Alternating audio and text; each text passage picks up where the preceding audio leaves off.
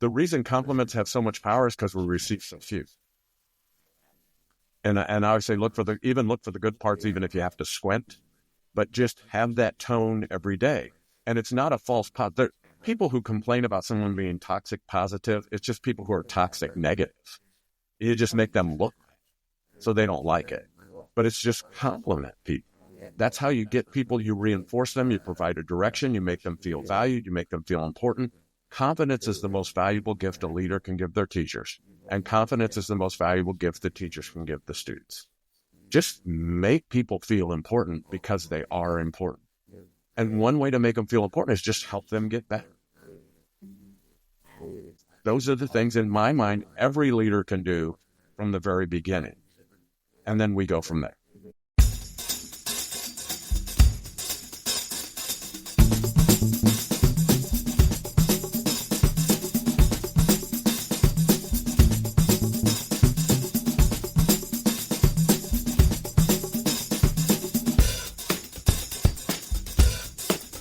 Welcome to State of Ed, a podcast about education inside the classroom and out. My name is Mark Isix. And I'm Nick Simone. How are you today, Nick? Very excited for our guest. How are you? Also very excited because today's guest is as close to a household name as there is in education. Joining us is Dr. Todd Whitaker, Professor of Educational Leadership at the University of Missouri and Professor Emeritus at Indiana State University. Dr. Whitaker has authored or co-authored over 60 books, including Dealing with Difficult Teachers, 10-Minute In-Service, and the national bestseller, What Great Teachers Do Differently. As a preeminent expert on staff motivation and teacher leadership, Dr. Whitaker shares his wealth of knowledge and experience at schools and conferences around the world. And today, he's going to share these ideas with us. Dr. Whitaker, welcome to State of Ed Podcast. Well, thank you. I would encourage you and your listeners to lower your expectations because the introduction's a lot better than a guest you have. But I'm truly honored to be here. And I'll be honest, I'm even more honored to work with the people in the audience because the people that make a difference every single day are really amazing. And I just appreciate what they do. They've chosen the most important profession that there is. And I'm glad to be able to support that in any way possible. But I want to thank them for what they do on a daily basis. It is, education is really hard because it's really important. And I'm honored. Thank you. In the interest of full disclosure, my son is a Hoosier, and I really hope that's not a deal breaker for today's conversation. Oh, no. Is he at IU currently? He is. He's a senior. Got it. No, and I'm still big fans of Indiana State. We had first row basketball tickets for 22 years, and I enjoy it. I always call Indiana University the university that refuses to play us anymore because we beat them multiple times in a row and they dropped the series. And so, but Indiana's a great state. I love it. I was just there day before yesterday presenting in Indianapolis, and I love IU. It's beautiful, a beautiful place and a wonderful university. And I appreciate you mentioning that. Thank you. And I agree with you wholeheartedly. And go Hoosiers. So let's just start. There's a lot of talk about all the problems in education, but in your opinion, what is going right with education today? Well, I think the biggest thing going wrong is just attacks that aren't even real. So just keep that in mind. And I think what's going right is almost everything else. You know, it's really interesting because I'm very blessed. I have an opportunity to work with educators around the world multiple times a week. And it's really interesting because we think about kids nowadays, but one of the things I always ask groups, I go, how many of you feel like at least 90% of your kids, my students, and I'm talking about any grade, any age, any location, doesn't matter. How many feel like in general, 90% of the students really try hard and try to do the right thing? Everyone agrees. And we just get lost kind of on the other side that we think the world nowadays, and I actually think even though things change all the time, the world is still very similar. You know, I mean, you have students that are high achievers and gifted, and you're unbelievable how you learn more from them than they learn from you. And you have other students who struggle and have challenges, and you have to work to be supportive of them. Maybe the percentages have increased a little bit or decreased a little bit on sides, but in general, that's kind of what it's like. You've always had teachers that are outstanding. You've always had teachers that are less effective. You always have principals that are terrific. You also have principals that aren't. And so to pretend that the world is different is, in my mind, a little unrealistic. I think we misremember, you know, how you hear people go, you know, when I was young, I did this. And I go, no, actually, I knew you then and you weren't effective then either. And it's just cynical, bitter people never have a following, never want to be held in regard. Nobody likes to be around them. And none of that's changed. And positive people who care about you, compliment you, make you feel important, make you feel special, you always want to be around. And that's never changed either. And I think it's just, instead of thinking of kids nowadays, I think it's okay to think of this one student. There's nothing wrong. I don't think it's parents nowadays, but that doesn't mean there isn't a challenge working with this one parent. I don't believe it's teachers nowadays, but are you going to tell me that there isn't a chance there's a teacher that's ineffective? Well, of course not, because we're human. And so that's the way I think we see the world, and that's the way we solve the world also, if we have challenges, in my opinion. You know, Dr. Whitaker, I've heard you speak, obviously, in person, and I've read your work, but never had a chance to meet you, personally. And you have such an engaging personality. I can only imagine what an incredible classroom teacher you are. But I'm just curious, do you enjoy working more with classroom teachers, or do you enjoy working more with administrators?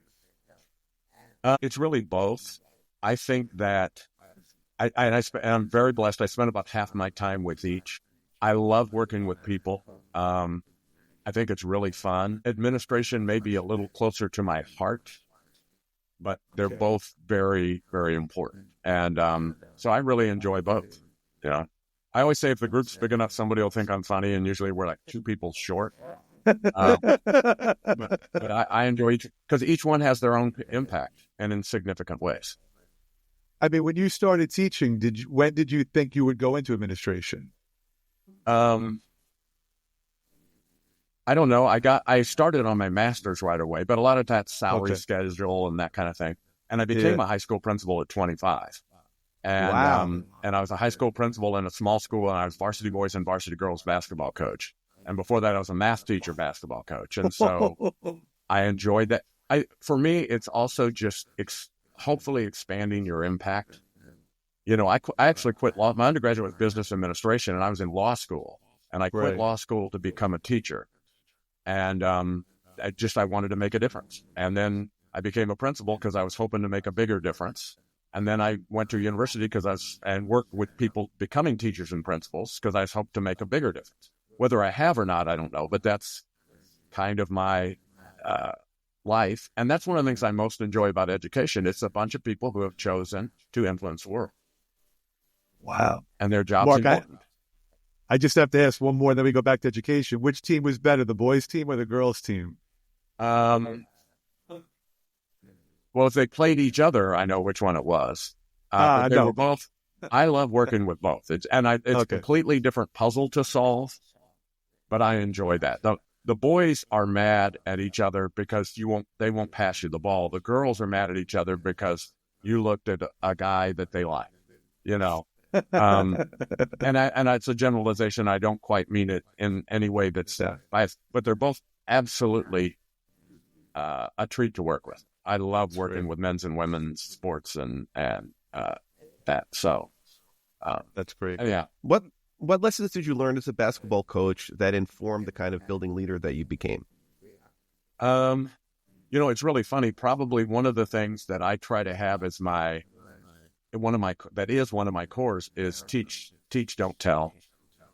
That I just have to teach people how to do it. And so often we try to lead through osmosis. That we think, why doesn't this teacher know this? Why doesn't this student know this? Why doesn't this player know this? Well, the first thing we have to sort out, and this isn't me, is are they ignorant or insubordinate?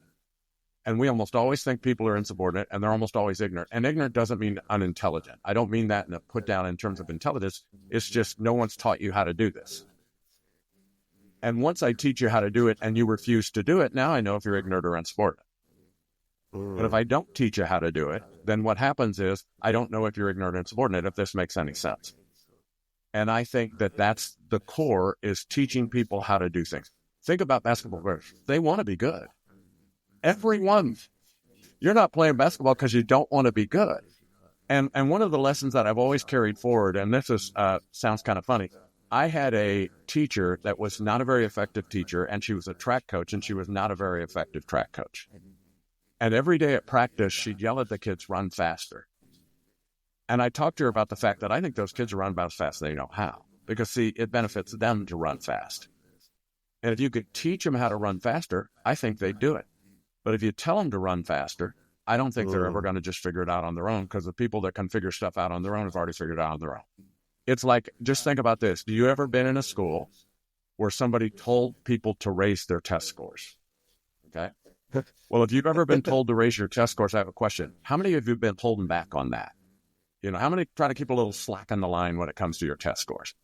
But the reason I tell you to raise your test scores instead of teaching you is because I don't know how. If I knew how to teach you to raise your test scores, I'd teach you to raise your test scores, because it makes me look good too. Does that make any sense? And we're all ego-driven. Don't pretend we're not. We are. Some like to have it more public than others, but everyone's ego-driven. And so I've learned that if I tell you to do something and I don't teach you to do something, typically it's because I don't know how. And that's what I've learned as a basketball coach. It's amazing how if I teach kids to do certain things better, to shoot better, they'll do it because they want to shoot better. Great. And it's anything. It isn't just shooting basketball, but you just ask it related to sports. And it's funny, I work with coaches. And I work with coaches on how do you get players to do what it is you want them to do, because that's the thing we all want to do. I guess the other thing, and I think this is more true in coaching, which is the opposite of what we see every day. One of my main things that I believe is we don't have to prove who's in charge. Everybody knows who's in charge. And the more we try to prove it, the more people try to prove you wrong. And when I became a coach, one of my goals was I'm never going to yell. And the thing I think that's funny is I think coaches have the least reason to yell. You know why I don't need to yell? Because I'm in the coach. I determine if you play. I determine plays I run for you. I determine if you're on the team. I determine if you start. Why would I ever need to yell? I don't even understand it. And the reason fans act like that is because coaches act like that. There's no question about that. And I didn't want to yell as a coach because I knew some of my players were going to coach, but they're going to coach 4-year-olds and team. And if they haven't seen me be successful and professionally treat people with respect and dignity, how are they going to know to do that? And you might be thinking, well, Todd, they're not all going to coach. Yes, they are. The rest are just going to coach from the stands. And when I work in a community, I need to represent to the community, and I need to be a model to the community how they're supposed to treat people, how they're supposed to treat the opposing team, how they're supposed to treat the referees, how they're supposed to. And I'm not talking about cutting down on enthusiasm. I'm talking about belittling and berating, and we see that in the world all the time. And somehow we get confused and think that's right. And in my opinion, that isn't right. But if I don't behave in that fashion, then I'm saying it's wrong. And so that's just me, and it's just a belief system.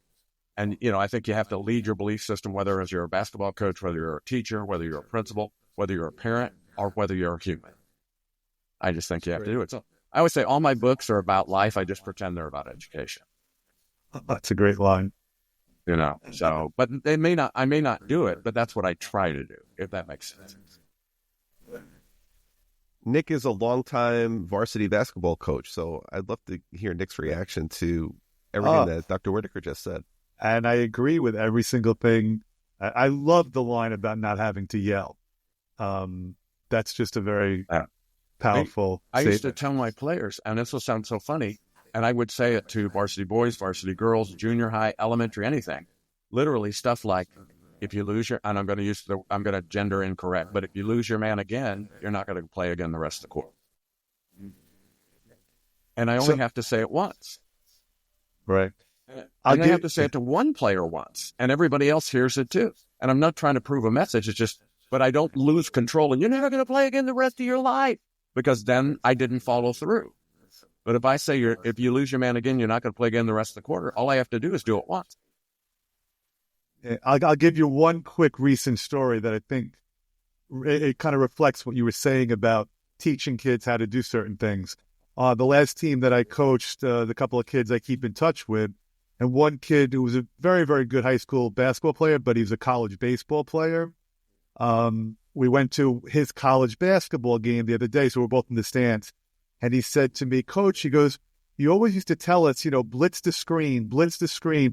He goes, but I never knew how to do it. He goes, now I'm watching it in college. I see what you wanted us to do. Right. And he wasn't, but, I'm telling them what to do, but I didn't do a good enough job of actually showing them how to do it. Right. And it's the specificity that's a differentiator. Right. In my opinion. It's the specificity. I got to tell you a quick story, and this just happened recently. One of the things I did as a coach, right or wrong, instead of having one day over the holidays, I would show the movie It's a Wonderful Life to my basketball team. And it sounds so funny, but I thought there was more they could learn in there than anything I could learn from me in one practice. Well, you wonder about stuff impacting people. I had a student I coached 40 years ago post on Facebook. I can't wait because this is the first year my grandchildren are old enough to watch the movie It's a Wonderful Life. Oh, wow. And the reason I have it is because I had a coach 40 years ago that showed us that at practice instead of us having practice. And that became a tradition in my life, through my marriage, through my children. And now this year I get to start it with my grandchildren. So I guess that's part of where my belief system comes from. But that belief system was there beforehand. That just reinforces, just like Nick, the comment you made reinforces that type of thing. But you don't ever know how your impact is. And once in a while you get lucky and get a discovery.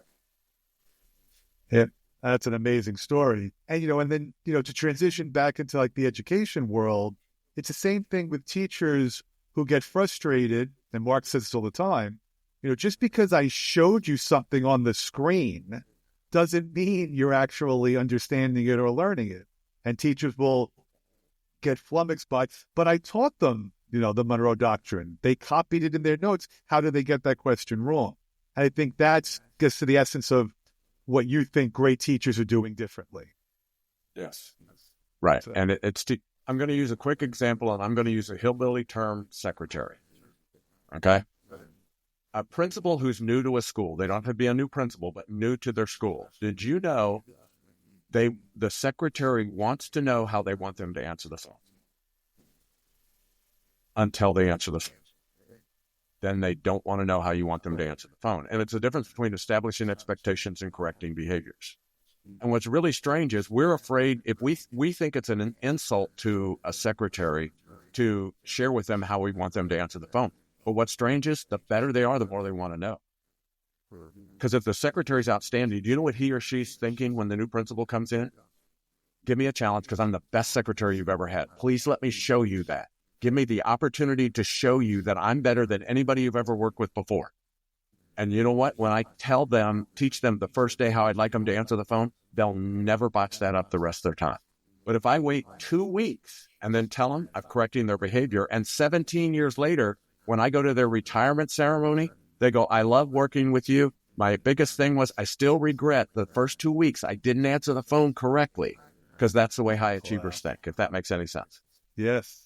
And they don't take it as an insult. It's an opportunity to show you that I'm going to be the best you've ever worked with. And that's what high achievers like to do. Speaking of high achievers, so we do have a lot of school leaders who follow our podcast. So what are 3 things that school leaders can do tomorrow to make a positive impact in their school? Okay, well, tomorrow's Sunday, so if they could relax. Anyhow, I think that, I think you have 2 ways to improve your school: hire better teachers and improve the ones you have. I think everything else is a waste of time, in my opinion. But I think it's teaching things like that you're the filter. You're in charge of what comes out of your mouth and what doesn't. And you teach everyone else that they're the filter too. I always say when the principal sneezes, the whole school catches a cold. And when the teacher sneezes, the whole class catches a cold. And when food service sneezes, bring your lunch. But it really is. And it's also 10 days out of 10. I think that's also part of it. I think it's every day we treat people with respect and dignity. And other professions don't have a 10-day out of 10 standard because they're not as important. Education just has a 10-day out of 10 standard. But that's how come we need time off, we need breaks, we need holidays, we need vacations, because what we do is it's not the hours, it's the intensity. That's really what's different, is the intensity of the job in education. is much more difficult. What's an uninterrupted lunch? What does that even mean? I always ask educators, how many of you is at least 7:30 at night where you can relax enough to go get settled in on the toilet? It's aware of that. And other professions don't have the intensity. They may have the hours, but they don't have the constant intensity of educators. And so I think it's that you're the filter. I think that's 10 days out of 10. And I think the other thing is just compliment people. Just compliment people. The reason compliments have so much power is because we receive so few. And I would say look for the good parts, even if you have to squint, but just have that tone every day. And it's not a false positive. People who complain about someone being toxic positive, it's just people who are toxic negative. You just make them look so they don't like it. But it's just compliment people. That's how you get people. You reinforce them. You provide a direction. You make them feel valued. You make them feel important. Confidence is the most valuable gift a leader can give their teachers. And confidence is the most valuable gift the teachers can give the students. Just make people feel important because they are important. And one way to make them feel important is just help them get better. In my mind, it's just help people get better. You feel more important. You feel better. You feel more ready to take chances, to take risks, to work with others. Your energy level goes up. And I think those are the things in my mind every leader can do from the very beginning. And then we go from there. Why aren't they? Yeah. That was like a masterclass intro in educational leadership. Why aren't they? Because we're surrounded by so much average, we start to think average is right. In your school, and I'm saying this is general, I don't mean it's anyone's individual school. In your school, if no one's ever dealt with the ineffective teacher, and the leader tries to appease the ineffective teacher, then what happens is when we become a principal, we don't know how to deal with the ineffective teacher, and we think we're supposed to appease the ineffective teacher. And the challenge is, what is it? Culture's most determined by the worst behavior the leader's willing to tolerate. And what happens is if you don't deal with your ineffective people correctly, your effective people not only resent them, they resent you. But if I've never seen it, like one of the guidelines is without question, and almost all my books are based on research. I just take the research out because I'm afraid no one will read it. But things like great principles, without exception, have faculty meetings teachers look forward to and value, without exception. But if I never worked with a great principal, when I was a teacher, potentially faculty meetings were kind of a joke. And then I became an assistant principal and faculty meetings were kind of boring. And then I become a principal, and I think faculty meetings it's okay that mine's a joke and it's boring. But if I'd worked with one great principal, do you see how, at the very least, I'm going, I have to make sure my faculty meetings are valued. And I try down that path versus accepting not valued. And I think it's just things like that. And it's funny. I've gotten now more into classroom management, which sounds so funny because I've learned this. What percent of teachers would like their job better if they were better at managing their classroom? The answer is 100% because classroom management's selfish. And if you think of anything, everyone does the best they know how at classroom management, because if you could get your kids to behave better, you get your kids to behave better. But it's teaching them how, not telling them to do it. That's like telling you to raise your test scores. It's like saying manage your classroom. But if I can teach you specifically how to manage your classroom, think of how much your opinion of me goes up, and think of how much your morale, your satisfaction at work, your interest in staying in teaching would go up. And I think it's just, we're used to people complaining, so we complain. And we noticed in our school, especially if we were average, the teacher who was the very best teacher was oftentimes ostracized by average and below average people. And we don't understand. The best people are the most important, not the worst people. And we make the worst people out to be the most important, not the best people. And it's just a mistake we make in life all the time, in my opinion. And high achievers are lonely, so we have to understand how to lead high achievers differently than we lead other people. But the more high achievers you have, the more high achievers you attract. And I think I agree with everything you said. And I think what happens is some teachers who could go into that great category they get so frustrated by not being acknowledged or supported or encouraged that they just kind of lose their steam because they feel like they're not appreciated. Sure, you're not valued. And it's so much work to be. And I think more than they lose their steam, I think it's just the only place they focus it is in the classroom. So they don't try to make a school-wide impact because they've gotten put down for making a school-wide impact. As long as they can secretly be that way in their classroom, they'll go ahead because they care about students and they're not going to quit. They've just quit potentially trying to make a school-wide impact. Right. Because that hasn't been valued, reinforced. I call it punishing people for being good. It's that you ask the best person to do bus duty and change the curriculum. And it's sort of like, and I'm going to use the word secretary again, just because we all know what that means, regardless of this, what we think of it. I never ask my best secretary to fold and staple. I ask my worst secretary to fold and staple. Because I don't ask my best secretary to fold and staple because they can do so many things so much more significant that other people can't do.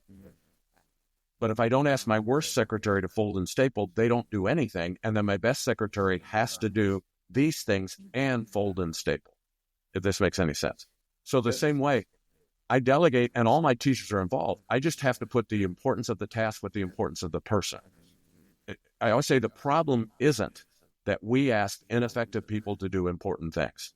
The problem is we ask effective people to do unimportant things, in addition to the important things. But I need to save, we're going to do a complete hypothetical and pretend Mark's good. Okay, so anyhow. You're not far off. How come Nick thinks that's funnier than you do, Mark? I don't even get that. Mark, see, what happens is, if wherever you are, and I talk about superstars, backbones, and mediocres, and I give you definitions. So you read them and you know where you are and you know what you can be and you know how to do it. That's important. But if you're below average and I give you nothing to do, the rest of the people not only resent you, they resent me.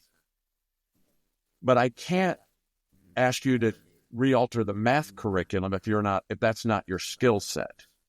But I can't ask my best teacher to do the math curriculum and do the holiday party, because then I punish them for being good. Does this make any sense? So I've got to save the most important people for the most important tasks, the average people for the average tasks, and the less effective people for the less important tasks. But I make sure they know they're all important. I'm not saying, here you go, loser, you do that. That's not it. I'd never introduce it like that. And I reinforce you. But I give you something you can accomplish. One thing we know, and you all are experts at this more than I am, one thing we know, when babies are born and we want to get them talking and communicating, we talk to them at a level slightly higher than their level. So when they're first making sounds, we're going, and we're literally saying, say mama, say dada, say whatever words it is, say mama, things that are just above them. And as they move up, then you move up yourself to have them do sentences or, say bye-bye, whatever this is. It's the same thing we have to do with adults. We're all 13 years old. It's the same thing we do with adults. All of my adults, I'm always helping, but I have to help at the level they're at to have them move up to another level versus asking someone who's less skilled to do the most important task and to ask someone who's highly skilled to do the least important task, because I'm not moving them up then, if that makes any sense. And none of this is an insult. I make everyone valued. It's just, I'm valuing you because this is where you are, but yet you can move here. And you see how you can continue to scaffold up, if that's the right word. But if you're here, I'm insulting you if I treat you as if you're here.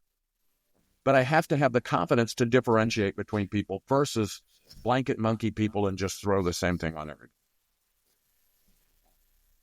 It's such a great observation, because when I'm listening to you, I'm saying to myself, what we do is we create positions and then fill them with people instead of hiring people and allowing their skill set to shine. So we hire 4 assistant principals and we basically just divvy up instead of saying, well, what are you best at? And allow those assistant principals to do those jobs. But that's or the same thing even with teachers. Everybody has to have the exact same schedule and they have to all have a duty. And instead of putting teachers in a position where they can do what they're best at, or even counselors, Counselors just get a caseload instead of, well, who's better at scheduling and who's better at college advisement and who's better. But those are systemic challenges that I think are very, very difficult to overcome in the short term. But they're not difficult to overcome in your schools. Right. See, what happens is we think we can mandate effectiveness and we can't. However, we can improve people classroom by classroom, school by school, and district by district, in my opinion. My most recent book, and I'm not a book salesman, but my most recent book is called How to Get All Teachers to Become Like the Best Teachers. Because in my mind, that's the solution to education. Because in every school in New York, in Missouri, and anywhere else around the globe, you have at least one teacher that's cracked the Da Vinci Code. You have at least one teacher that's figured it out. And you may have way more than one. I don't mean that as an insult to teachers, but you have at least one. And if you have one, then it's possible in your school with your leadership, with your budget, with your kids, with your community, with your parents, with your school board, with your governor, with your commissioner of education. It's possible. So instead of trying to innovate, it's so much easier to replicate because someone has innovated to the point of success in your school, in your setting, with your kids, with your community. So it isn't society today. It isn't kids nowadays. Somebody's cracked the Da Vinci Code. So how do we replicate? And that's I've been working on that for years in terms of presenting and this. And I finally wrote it, and the response has been great, but it's because we realized we can teach people how to do this. So I don't know about systematically because I'm not smart enough, but I know what to do in my school. And the great teachers know what to do in their classroom, but they don't know how to change the system. It's really funny. I one of my favorite things I hear, and favorite like laughing, I think it's ironic, when people go parents nowadays, teachers go parents nowadays. And you know what I say? You better be great with these kids or they're going to be the parents nowadays. So what are you doing so they don't become the parents nowadays? And I don't mean it mean. It's just truth. Right. And look at your opportunity because of parents nowadays. And I don't believe parents nowadays anyhow in terms of a generalization, but look at your opportunity. So these kids come from parents that you don't like, whatever, believe in, whatever this is. Look at the opportunity you have as a teacher now. Thank goodness you're the teacher because you're not going to allow this kid to become a parent like that. So I totally agree with you. There are great teachers everywhere. And, Mark and I have encountered them and they're so inspiring. Could you tease a little bit about what you think we can do or how we can get other teachers to replicate them? Because I got to pick up that book, by the way. I'm going after this podcast to pick up that book. You can always return it. I suggest people buy them, Xerox them, and return them, but that's your call. No. Sure. I think it's teaching people the difference between right and wrong. I mean, I think it's teaching them how to do it, teaching the secretary how to answer the phone. Sure. Let me give you an example here. And I hate to give one example because but I'm just going to give you a quick example. Assemblies. You know what assembly is? Whole school assembly. The best teacher in a school, and I teach my teachers this, the best teacher in a school, when they take their kids to an assembly, who do they sit by? Kids. The kids. But they don't sit by the kids randomly. Which kids in particular do they sit by? The ones that have the greatest likelihood of disrupting the assembly. Right, okay. And let's pretend Nick is the troublemaker. Hey, Nick, put out the cigarette. I don't care if it's a Jew. Anyhow, let's pretend Nick is the troublemaker. I like this scenario better, just for the record. Great teachers and average teachers both sit by Nick. Ineffective teachers don't sit by Nick. And I asked the teachers, what do the ineffective teachers do? And they go, stand against the wall, leave the room, not go in there, grade papers, text on their phone. See, what happens is the ineffective people didn't know that you knew. But now you know they knew. Okay? But they didn't learn from me. They learned from their colleagues. But we're not done. Okay, but there's still a difference between superstars and backbones. The ineffective people, the mediocres, that's what they do. They don't go in there. They don't even supervise their class. But the superstars and backbones, let's pretend Nick is the troublemaker. A backbone goes into revenge mode. And they go, Nick, you're going to sit by me at this assembly. You're going to sit by me at every assembly the rest of the year. Because of your behavior, you're going to sit right next to me at the assembly. That's revenge mode. Revenge is for suckers. If you saw the movie The Sting, Harry Gondorf knew that. Any leader that's going after revenge isn't a leader. I mean, I'm just letting you know that. No matter what level it is, they are not a leader. So, Nick, you're going to sit by me at every... And what happens is, do you see how I demonize Nick? The great teacher, in a great teacher's classroom, everything seems like it's random and there's not one single thing that's random. Nothing's random. And instead, the great teachers walk their class to the assembly. They stop. The kids walk by. Guess when they turn in and coincidentally walk into the assembly? When Nick walks by.